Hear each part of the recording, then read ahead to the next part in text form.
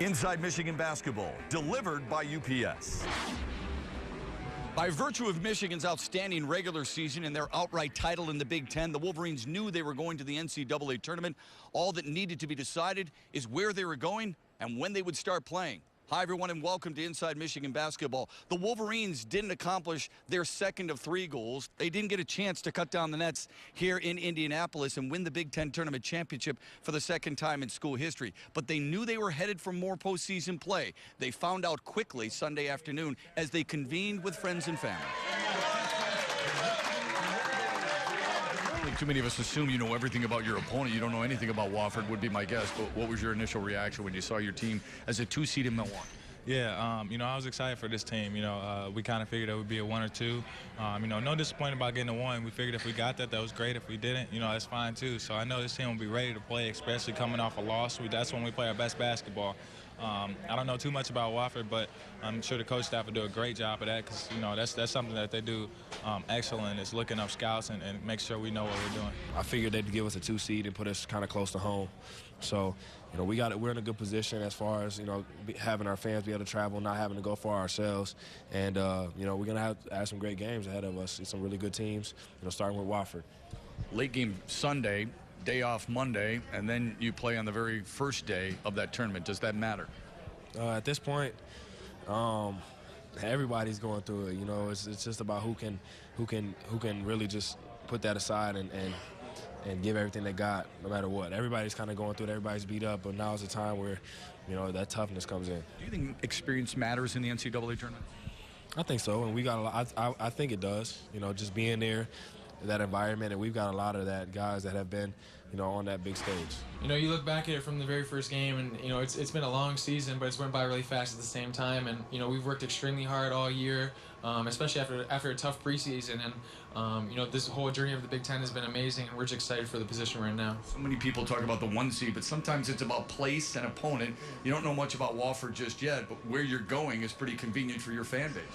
Yeah, Milwaukee's a great place, and I'm sure a lot of our families will be able to make it out to the games, and I hope a lot of Michigan fans will travel with us, so, we're excited. It's another NBA arena. You guys like playing in NBA arenas too, don't you? Yeah, you gotta love the NBA arenas. I'm a lead guy, so I love it. Talk about the experience that this team has had, not just in adverse situations during the season, but in tournament situations, whether you're in Puerto Rico, when you're in Brooklyn, when you're in the Big Ten tournament, things like that. We've been through a lot, and, even looking back to last year's tournament, a lot of close games we had, like, as far as Kansas coming back down from 13 and in the last couple of minutes. We've been through a lot of games that have come down right to the wire, and, we have a lot of experience. We practice it every day in practice, and I think we're going to be ready for close games in the tournament. What will you tell the young guys who've never been in an NCAA tournament game, guys like Derek Walton and Zach Ertz? There just needs to be a sense of urgency because you don't want to come out flat in the game and realize at halftime that your season might be over. So, we don't want to take this opportunity for granted and just make the most of every game. Are your thoughts when you first saw your team come up as a 2 seed from Milwaukee? I'm really happy about it. To be in our region is really good. I've told everybody 1, 2, 3, 4, 5. I don't care what seed we have, as long as we're in the NCAA tournament. But be in the Big Ten region is really good. I think it's great for our fans to travel to. You're playing a Wofford team. You have some familiarity there because there is a link to the John Beeline tree. Played Wofford before when I was at West Virginia, and one of their assistant coaches is one of the best point guards I've ever had, Darius Nichols. So he'll know everything that we do. He was really a smart player. Wofford, they really have a great program. The Southern Conference, as you know, Davidson's controlled that conference for a while. And we all know how good Davidson's been in the NCAA tournament. We have our work cut out for us with Wofford. With a turnaround on Thursday, and this being Sunday, you give your guys off Monday. How much does that affect your preparation? Is that enough time for you? Well, it will be enough time. When you play on Sunday, late Sunday, the last game, you probably would like to have that Friday game, but we don't. So we don't do anything about it. What I do like that we're going to take tomorrow off. We don't have to. We're just going to shut it down, get them back into classes, try and get them refreshed. Last thing, Coach, your guys are tournament tested. They've been in a lot of tournaments, whether it be regular season, Big Ten postseason, last year's NC2A. How much does that help you going forward? Well, you don't know because every tournament's really different, but I do know that everybody is good in this tournament, and you got to play well, and we got to play better than we did today. Despite our high seed, it doesn't make a difference anymore, Matt. We just got to really play well. Our Coffee with the Coach presented by Tim Hortons. This week's question from Greg in Ann Arbor. During the season, what is involved in your preparation and scouting for the NCAA tournament? Well, you know what? As the year goes on, basically any game, any TV game that goes up to the satellite, we capture. So basically, we'll have Wofford. I should have Wofford film in my computer by the time our plane lands back in Ann Arbor. I might even have it before that. They might be putting it in my computer, 5 minutes afterwards. Before Michigan found out they were headed to the NCAA tournament, they had to first fight their way through the Big Ten tournament. It started Friday afternoon against the 9th-seeded Illini. We'll recap it for you right after this. Inside Michigan Basketball, delivered by UPS, is brought to you in part by the University of Michigan C.S. Mott Children's Hospital and by Absol Pure Water, the official bottled water of the Michigan Wolverines. Michigan wasn't satisfied with the outright championship. They wanted the Big Ten crown as well.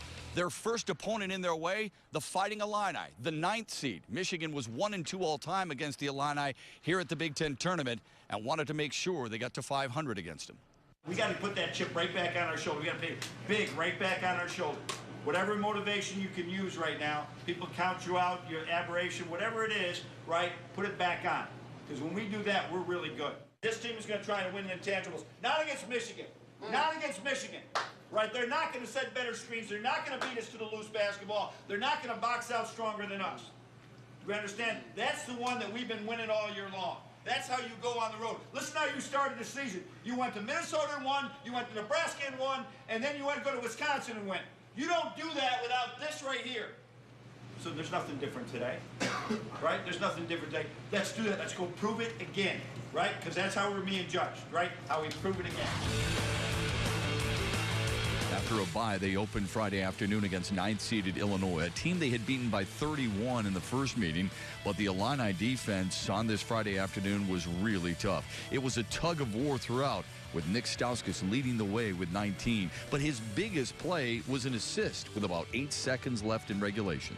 Stauskas turns, dumps it inside. Morgan lays it up, and it drops.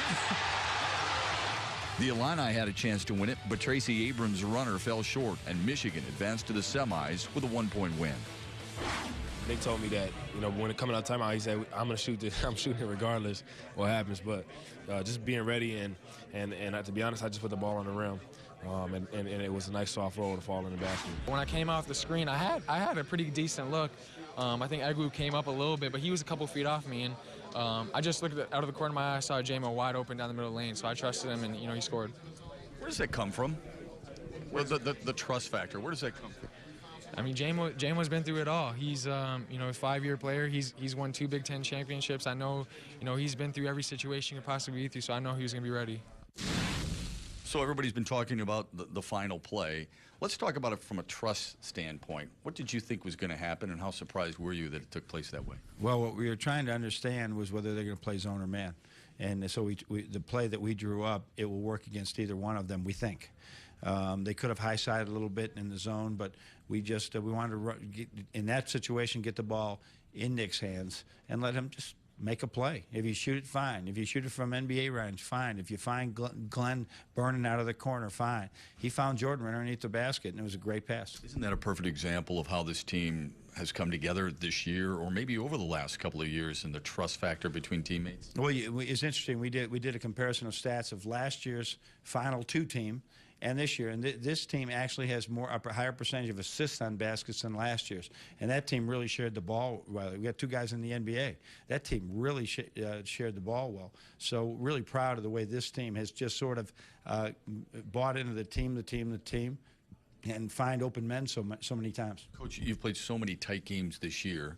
Is it too cliche to say you've learned and helped, those types of endings have helped you in a game like this? I think from the 4-minute down in a lot of those games, we've really played smart basketball. Sometimes it was just about the ball didn't go in.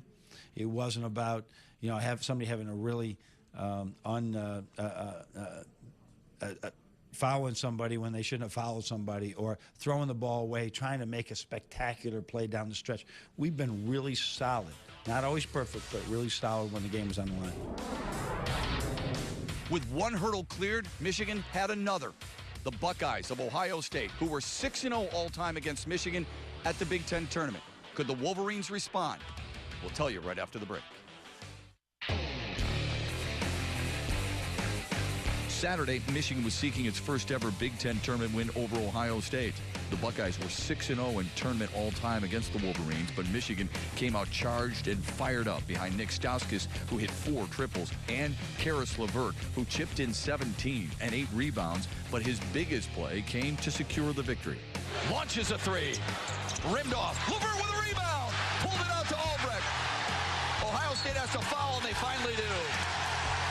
What a job by Karis LeVert to crash the window, tug it down, and give Michigan another possession. Michigan knocks out the Buckeyes 72-69, setting up the first ever Big Ten tournament meeting with Michigan State and the third meeting of the year between the two rivals. Well, we came out really strong, Matt, and that was a big part of it because we didn't come out, you know, with them coming back. We really came out and got into them early, and then we played halftime like, hey, we're up by 4 at halftime and with the ball. So we made a big positive, even though we were up by so many in the first half.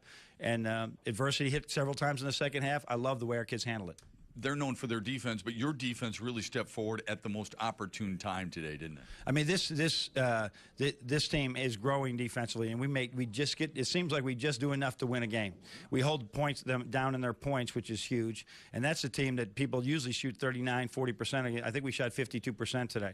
So it's huge to have those type of numbers. I guess it's the disparity between the offense and the defensive percentages that make the difference. Coach, they give up 59.5 points per game. 2 games against you this year, you scored 70 and 72. It's got to be more than shooting. It's execution. Your guys were really patient in the second half, weren't they? Well, it's about having players, Matt. It's about having players and having a really good plan, and they fit that plan. And Matt, we changed that plan game by game. And it's one of the more difficult things we have to do is try to find a new way of attacking, given the scouting reports and the video, and you try not to out-trick yourself. But when you got good players, you can do that. You had a sign in the locker room that says, clear the hurdle. What did that mean? Well, that was one of Bakari's things, and it was just, you know, there's a lot of hurdles in your way. We had hurdles in our way to win a regular season championship. We jumped over all of them. Now you're in the Big Ten tournament. You got more hurdles. You got more obstacles. You go to the NCAA tournament, same thing.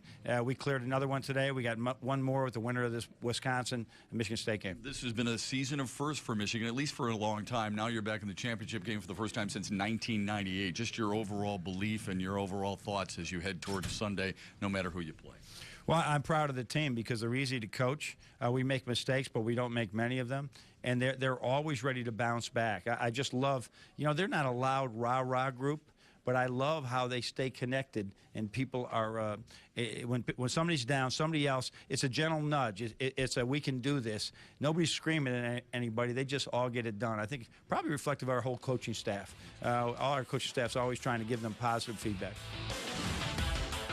And how appropriate. The last team standing in John Beilein's way, the Michigan State Spartans. The first ever meeting between these two rivals in the Big Ten tournament is right around the corner. Welcome back. In a season of firsts, or first in a long time, Michigan and Michigan State were on a collision course for the Big Ten Tournament Championship. It's the first time they had ever played one another on this stage, and the crowd and everybody was geared up for it. Michigan came out gunning with triples from Nick Stauskas and freshman Derek Wall. Right back to Wall with 8 to shoot. He'll fire over Appling and nail it for 3. But the Spartans responded with a 12-0 run, keyed by Gary Harris. Had his pocket picked by Harris. Harris will come into the front court and jam it down. John Beilein calls a timeout. Stauskas would end that run with another triple, and he would lead Michigan's attack with 13. But the Spartans' defense frustrated Michigan into a 4 for 12 finish from the floor, 32% overall. It was State by 9 at the break. The Spartans opened the second half on a 6-0 spurt to grab a 15-point lead. They were able to keep U of M at bay with some tough defense and strong rebounding, led by Adrian Payne, who scored 13 of his game-high 18 in the second half. Now Appling bounce pass to Valentine. Labs inside, Payne with a catch and then a jam. That's how you regain momentum right there, isn't it? The Spartans would shoot an impressive 52% in the second half.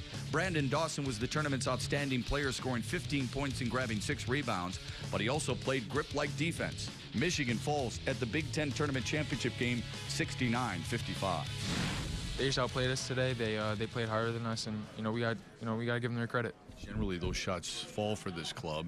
They're not used to shooting in the 30 percentile. Was it good looks, or were you guys forcing it?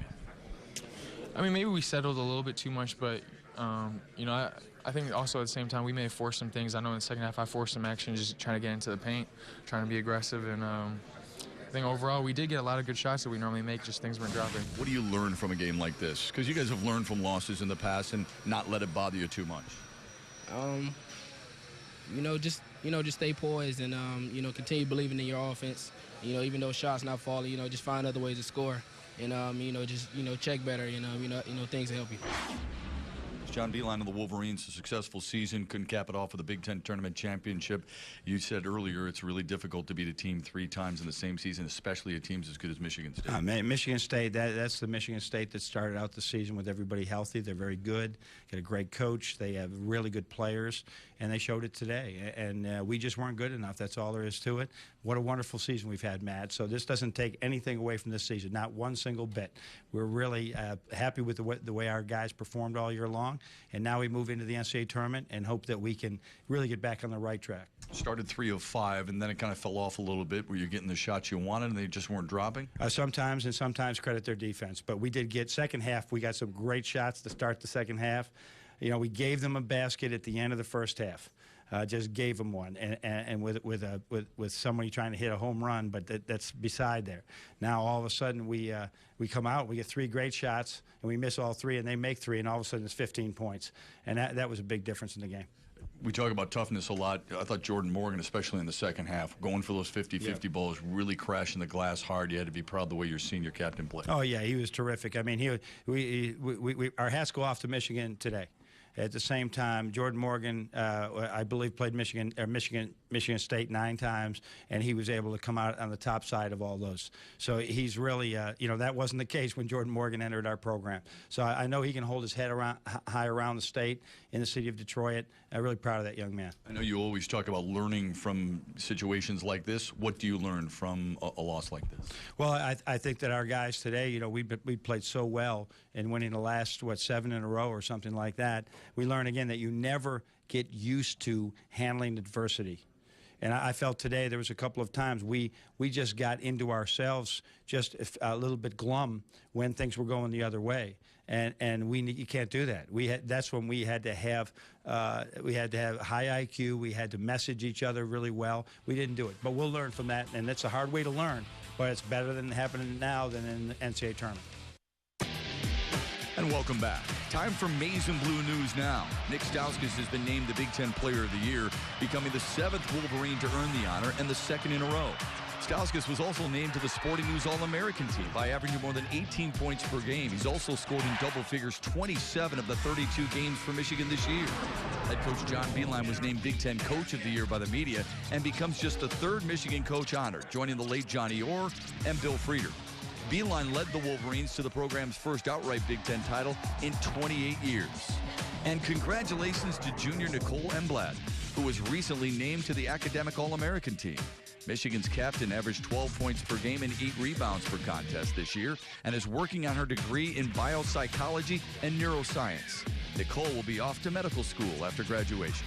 It's such an honor, and I honestly can't describe how it feels, but I don't know, I feel blessed to have been given this opportunity at Michigan to just kind of pursue basketball while also studying at one of the best universities in the world, and I feel so blessed and honored to have this privilege. Our Al Rose Steel Ironman of the Week against the Spartans, Jordan Morgan, 8.6 rebounds, 4 on the offensive glass for the Wolverines in a losing effort against MSU. All those points and rebounds coming in the second half. Jordan Morgan, our Al Rose Steel Ironman of the Week. So March Madness is now in full swing. Student athletes come to the University of Michigan for this very reason, to play on the largest stage. And it begins Thursday in Milwaukee against Wofford. For all the details, we'll have it for you the entire weekend right here on Inside Michigan Basketball next week. Until then, have a great week, everybody, and go Blue.